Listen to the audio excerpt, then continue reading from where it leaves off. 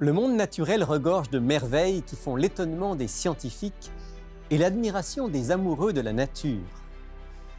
Du mystère de la beauté à la complexité et l'ingéniosité des systèmes qu'on trouve dans le monde du vivant, nombreux sont les défis et la théorie d'une évolution purement matérialiste, qui devrait toutes ces merveilles au hasard. Parmi ces défis, l'un des plus insurmontables pourrait bien être la sexualité.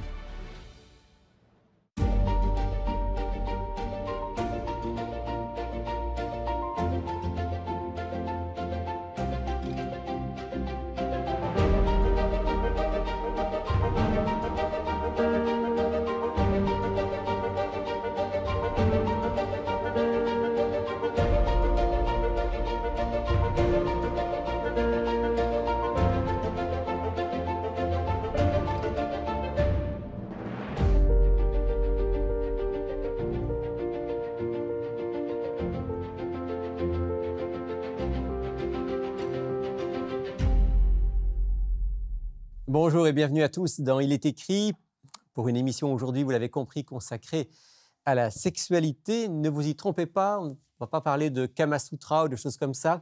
Non, nous parlons de la reproduction sexuée et des merveilles de ce fonctionnement assez exceptionnel. Pour en parler, je retrouve quelqu'un qui est un scientifique, qui est un habitué de l'émission Il est écrit. Je veux parler de Jean-Robert Gardère. Bonjour Jean-Robert. Bonjour Rémi.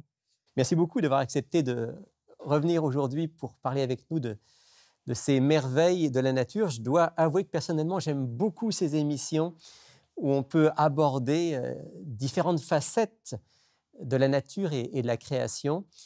Et aujourd'hui, on va donc parler d'un système de reproduction qui défie complètement la théorie de l'évolution. C'est la reproduction sexuée.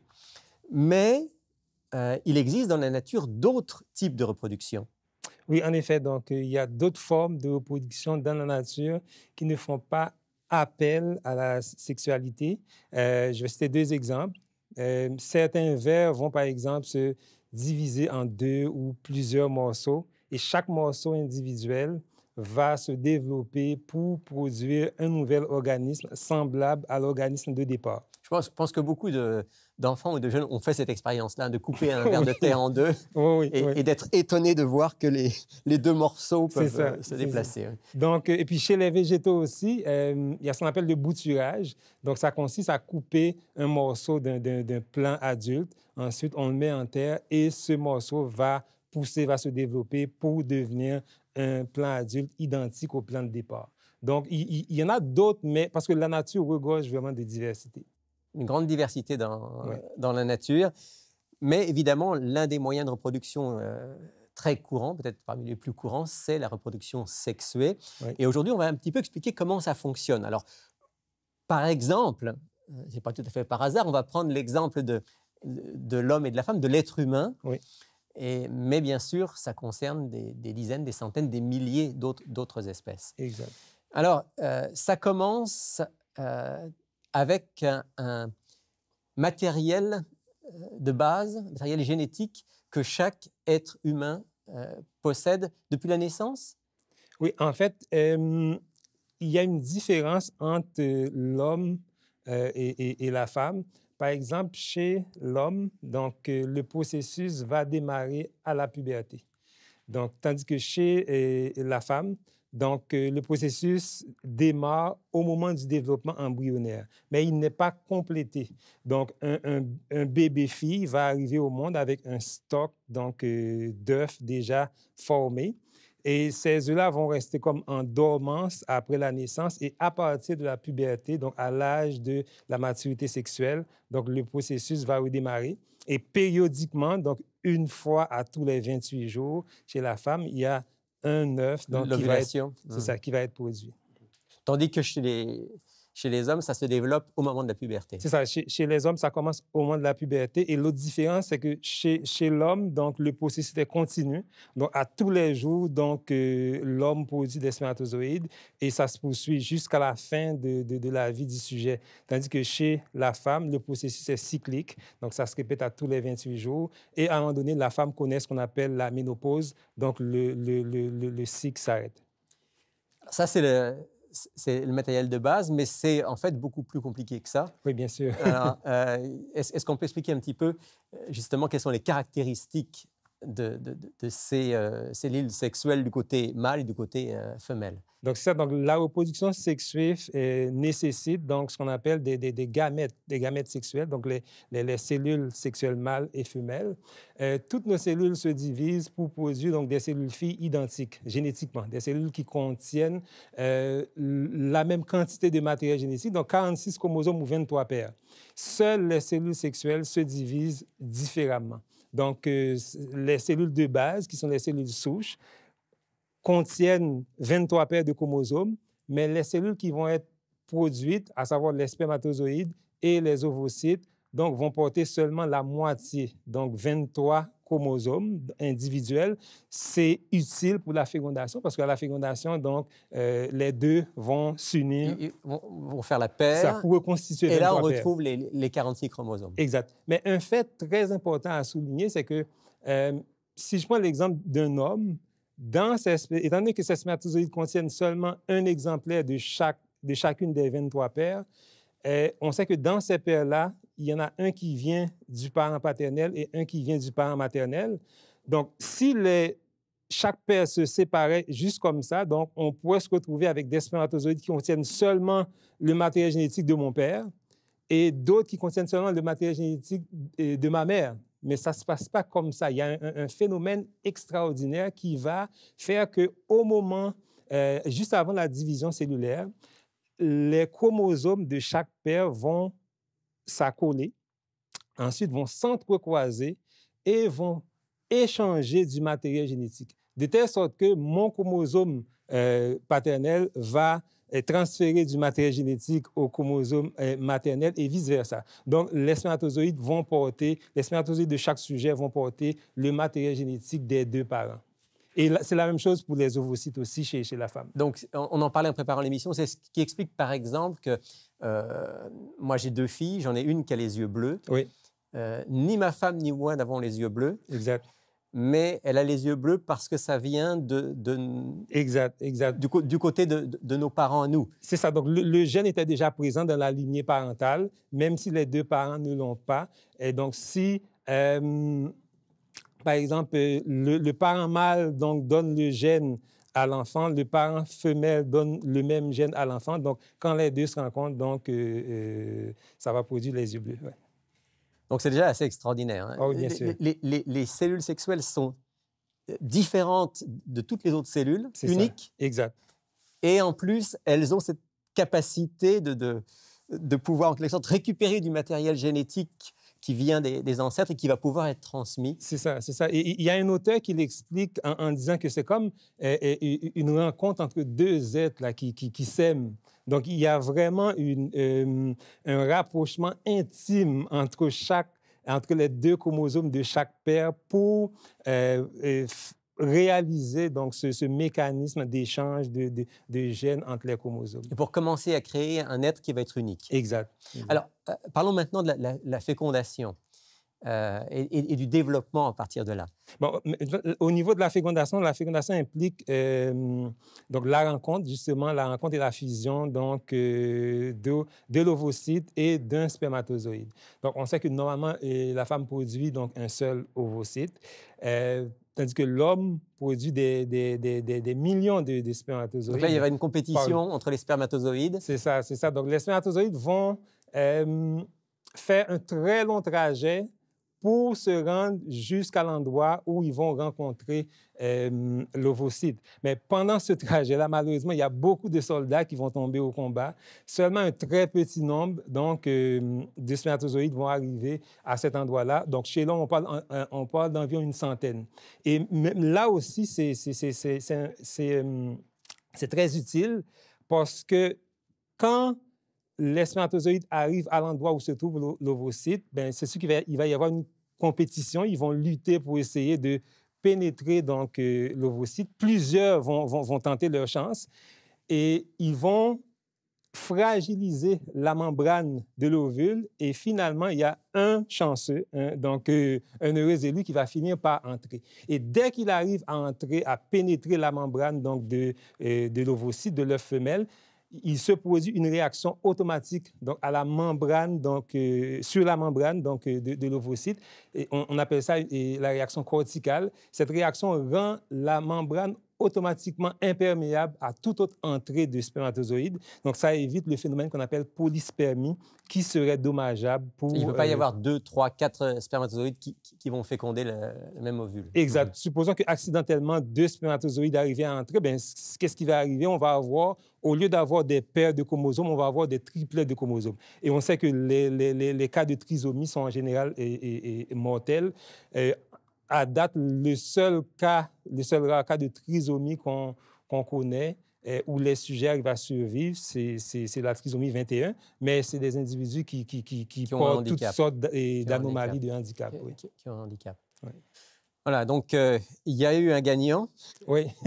Maintenant, l'œuf va être fécondé. Oui. Et puis commence le développement.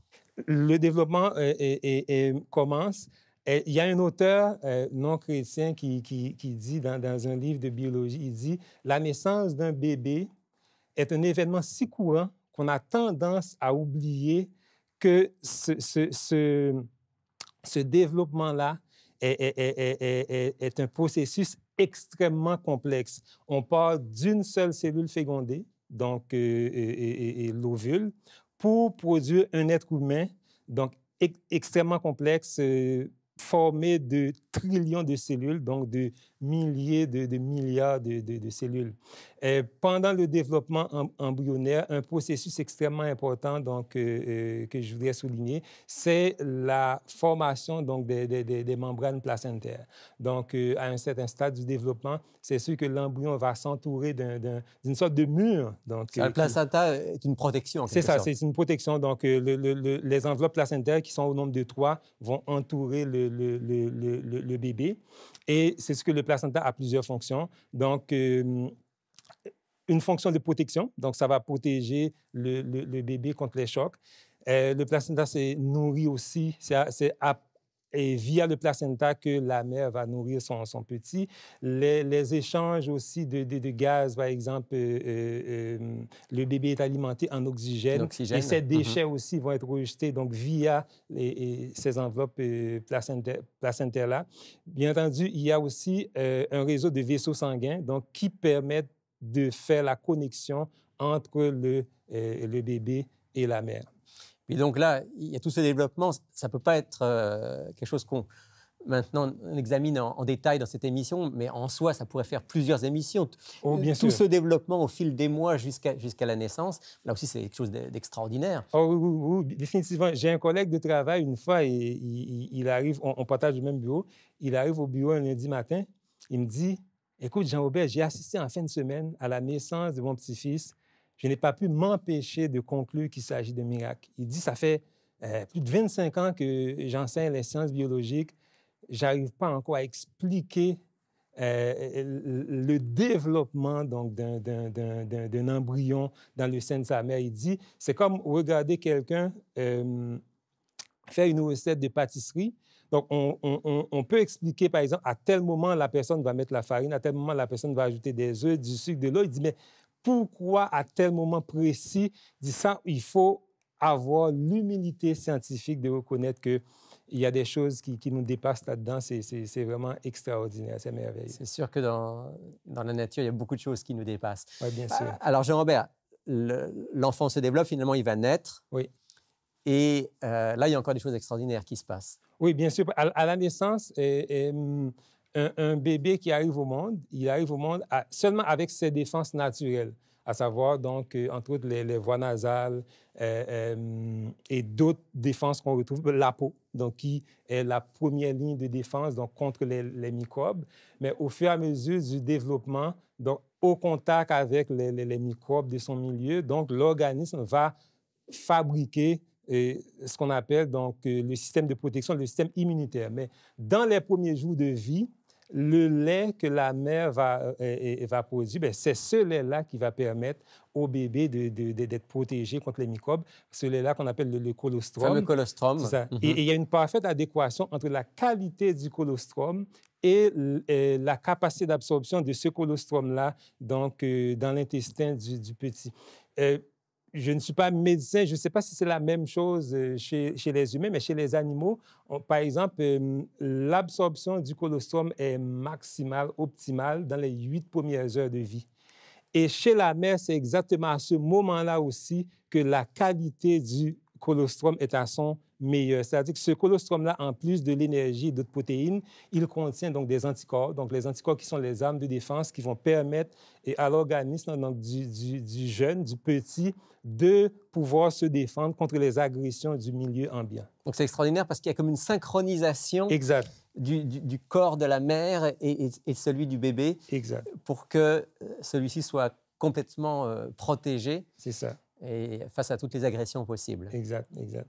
Alors, il y a beaucoup d'autres merveilles associées à la reproduction sexuée. Ah oui, il y en a plein. On n'a fait que l'évoquer. Maintenant, ce dont je voudrais qu'on parle maintenant, Jean-Robert, c'est la question de d'où ça vient tout ça. Bon, alors, nous, c'est vrai que dans l'émission Il est écrit, on a une idée précise d'où ça vient, mais quelle est la théorie générale à l'heure actuelle par rapport à l'origine de la sexualité? Bon, il faut comprendre que la science explique merveilleusement bien le comment des phénomènes, des processus vitaux. En ce sens-là, elle fait des merveilles. Mais en ce qui a trait aux origines, dès qu'on tombe dans les origines, là, on tombe vraiment dans le domaine de la spéculation. Même si on veut nous faire croire que c'est de la science, non, on est vraiment dans la spéculation. J'écoutais une fois un éminent biologiste français, François Jacob, qui disait que la sexualité donc, serait née avec les bactéries. Bon, j'ai fait une petite recherche là-dessus. Puis aujourd'hui, on sait qu'en science, aujourd'hui, on sait qu'on ne peut même pas parler de sexualité chez les bactéries. On parle plutôt de croissance bactérienne. Donc, oui, les bactéries peuvent échanger du matériel génétique entre espèces. Mais il n'y a pas de sexualité des bactéries. Il n'y a pas de sexualité dans le sens qu'on connaît la sexualité. Mâle-femelle. Exact, exact. Donc, François Jacob, il dit que oui, la sexualité donc, viendrait des bactéries, donc il y a environ 1 milliard d'années. Il y a une théorie un petit peu plus récente qui fait appel aux algues, à savoir qu'à un moment donné, les algues produisaient des espèces de spores qu'ils disséminaient donc, dans la nature qui leur permettaient de se reproduire. Et à un moment donné, le système était devenu comme déficient, donc ils ont commencé à produire des cellules sexuelles. Mais le problème, c'est qu'au départ, ces cellules-là étaient pareilles. Alors, pourquoi, comment? Pourquoi, comment, on ne sait pas. Et puis, à un moment donné, par nécessité, parce que c'est toujours un jeu entre le hasard et la nécessité, par nécessité, donc les cellules sexuelles auraient commencé à se différencier pour donner des cellules mâles et des cellules femelles. Mais ça, il n'y a aucun moyen de le vérifier. C'est pourquoi je ne parle même pas d'hypothèse, je parle surtout d'idées, et c'est vraiment des spéculations. On dit, il n'y a même pas d'hypothèse vraiment solide, crédible par rapport à ça, c'est juste des idées qui sont émises. C'est ça. Moi, je ne suis pas un scientifique, mais quand même, je réfléchis comme monsieur tout le monde. Ouais. Et j'avoue que quand j'ai commencé à réfléchir à ça, à la question de l'origine de la sexualité, en termes évolutionnistes, je me suis dit, c'est insurmontable comme problème. Parce qu'il faut que deux organismes qui, au départ, se reproduisent de manière non sexuée, évoluent de manière parallèle et complémentaire, exactement au même moment, sinon ils sont morts. C'est ça. Et tout cela grâce à des mécanismes aléatoires, parce que c'est ça l'évolution, c'est un ensemble d'accidents donc, qui se seraient produits donc, de manière aléatoire. Mais comment demander à un processus aléatoire de réaliser toujours au bon moment le miracle nécessaire donc, à la perpétuation de l'espèce? Il y a aujourd'hui, on sait qu'il y a une parfaite adéquation aujourd'hui, que ce soit au niveau anatomique, biologique, physiologique ou génétique, donc entre les mâles et les femelles de chaque espèce. D'ailleurs, moi, j'enseigne en sciences animales, et en sciences animales, on parle beaucoup d'insémination artificielle. Par exemple, que ce soit chez les vaches ou chez les porcs, pour faire l'insémination artificielle aujourd'hui, mais les humains vont tout simplement s'inspirer donc de l'anatomie naturelle des animaux. Ils vont copier le processus naturel. Exact, pour produire donc, les sondes à inséminer. On ne peut pas utiliser, par exemple, la même sonde à inséminer pour une truie que pour une vache. Donc, on copie le modèle naturel pour justement fabriquer les outils nécessaires à l'insémination artificielle. Un autre phénomène important que j'aimerais souligner, au niveau macroscopique, il y a un mécanisme extraordinaire dans la fécondation qui rend la fécondation possible. Sur un ovocyte, donc l'œuf femelle, au niveau de la membrane, il y a des protéines de reconnaissance qu'on appelle ZP3. ZP3. ZP3 pour zone pellucide, donc ZP pour zone pellucide. Et sur le spermatozoïde, donc de la même espèce, du mâle de la même espèce, il y a des récepteurs donc, à ces protéines-là. Mais ces protéines sont spécifiques à l'espèce. Donc, pour que la fécondation soit possible, les spermatozoïdes donc, du mâle doivent être capables de s'insérer grâce à leurs récepteurs, sur la protéine ZP3, donc de la membrane de l'ovocyte, comme un système clé-serrure, de telle sorte que si je veux, par exemple, en laboratoire, donc dans un tube, féconder un ovocyte de vache avec des spermatozoïdes d'étalon, donc c'est sûr que ce ne sera pas possible. Parce qu'il n'y aura pas la reconnaissance au niveau de ces fameuses... ce sont des protéines, c'est ça? C'est ça. Donc, ZP3. Ce mécanisme de reconnaissance ne sera pas possible, donc la fécondation n'aura pas lieu. On sait qu'il y a quelques rares cas de croisement interspécifique dans la nature, donc réalisés par l'homme, le cheval et l'âne, par exemple, mais les hybrides qui sont produits sont stériles. Donc, ce sont quand même déjà des espèces très proches, oui, assez proches. Exact. Et malheureusement, à partir de là, ça ne va pas plus loin. Ou heureusement, peut-être, la nature a voulu que ça n'aille pas plus loin. C'est ça. Ouais. Donc, tout ce système de reproduction sexuée est d'une précision extraordinaire et demande par conséquent qu'il y ait un concepteur. Oui, bien sûr.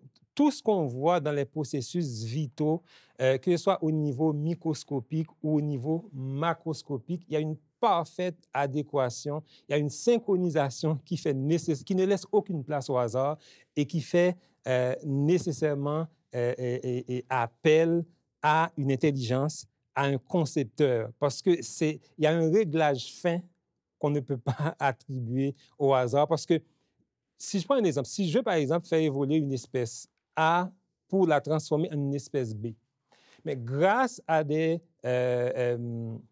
mécanismes aléatoires, les mutations génétiques, il faut que j'arrive à produire de manière synchronisée en même temps les mêmes changements chez les mâles et les femelles pour que la reproduction soit possible, parce qu'une espèce qui ne se reproduit pas est condamnée à disparaître. Donc, on voit une intention dans tous ces phénomènes-là, et croire que le hasard pourrait produire ça, je pense que ça prend une foi, mais vraiment que je ne peux pas nommer. Comme disait Jean Rostand, c'est plutôt un conte de fées pour grandes personnes. Exact, exact. Et c'est beaucoup plus logique. C'est ça. C'est presque évident de voir qu'il y a un concepteur. Justement, Jean Rostand, c'est un biologiste français qui croyait à l'évolution, mais à un moment donné, il dit, écoute, quand il dit, j'arrive même pas à expliquer une fleur par le hasard. Il dit, il faut trouver autre chose. C'est pour ça qu'il a conclu en disant que la théorie de Darwin et de Wallace, c'est un conte de fées pour grandes personnes. On pourrait encore en parler longtemps, Jean-Robert, mais ça me fait penser, ce qu'on vient de dire, ça me fait penser au tout début du texte de la Bible, dans le livre de la Genèse, où justement, on parle de cette autre chose de Jean Rostand, de ce créateur intelligent qui crée les animaux selon leur espèce. Oui. Et on retrouve ça dans ce que vous nous avez dit aujourd'hui. Exact. Et puis, je termine peut-être notre entretien en lisant ce texte qui rappelle justement nos origines. Dieu dit « Faisons l'homme à notre image, selon notre ressemblance, pour qu'il domine sur les poissons de la mer, sur les oiseaux du ciel, sur le bétail, sur toute la terre, sur tous les reptiles qui rampent sur la terre. » Dieu créa l'homme à son image, il le créa à l'image de Dieu. Hommes et femmes, il les créa. Oui.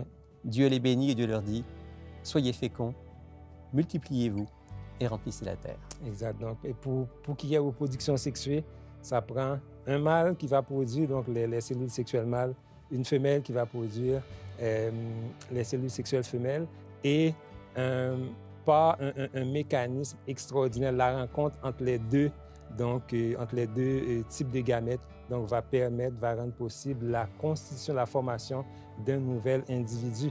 Et aujourd'hui, moi, je dirais que les barrières biologiques qu'on observe entre les espèces aujourd'hui donc donnent raison au Créateur. Jean-Bert Gardère, merci beaucoup. Ça m'a fait plaisir.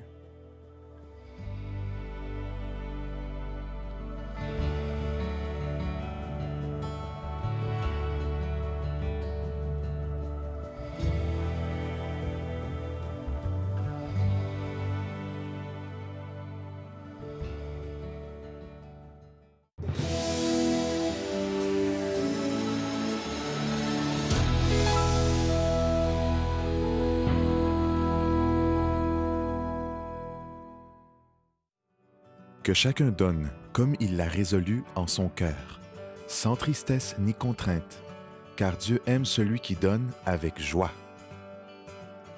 Si vous souhaitez nous appuyer en faisant un don, voici comment faire. Par téléphone, 514-729-3515, par Internet, www.ilétécrit.tv. Merci pour votre générosité.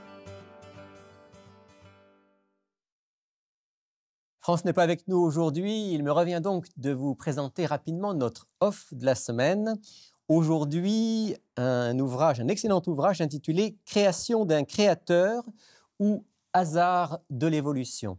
Un excellent livre qui, justement, parle des évidences dans la nature, des manifestations tangibles d'un concepteur et qui explique pourquoi la théorie de l'évolution par hasard, en fait, ne peut pas rendre compte de tous ces phénomènes extraordinaires qu'on trouve dans la nature. Alors, si vous êtes intéressé par toutes ces questions-là, demandez cet ouvrage pour seulement 13 $ plus les frais de port. Parmi les sujets qui sont évoqués dans ce livre, Création d'un créateur ou Hasard de l'évolution, eh bien, on parle bien sûr de l'origine de la vie, l'origine des espèces, l'origine de l'homme, l'origine de la sexualité, comme on en a parlé aujourd'hui dans l'émission, mais aussi des choses intéressantes, comme par exemple les limites de la science, à quoi doit-on la prépondérance de l'évolutionnisme aujourd'hui, ou encore l'origine des combustibles fossiles, et puis une réflexion même sur l'extinction des dinosaures. Je suis persuadé que certains d'entre vous sont intéressés par tous ces thèmes-là, donc n'hésitez pas à commander votre exemplaire de ce livre, dont je rappelle le titre « Création d'un créateur ou hasard de l'évolution, une explication raisonnée et raisonnable » pour seulement 13 $ plus les frais de port. Pour effectuer votre commande, écrivez-nous à Il est écrit, casier postal 99, succursale Rosemont, Montréal, Québec, H1X3B6. Vous pouvez également passer votre commande sur le web à ilétécrit.tv ou par téléphone au 514-729-3515 dans la région de Montréal et sans frais au 1-866-729-3515 pour l'extérieur de Montréal. Il me reste quelques secondes pour vous remercier d'avoir été avec nous aujourd'hui, pour vous souhaiter une bonne semaine et pour vous donner rendez-vous la semaine prochaine pour une autre émission « Il est écrit ».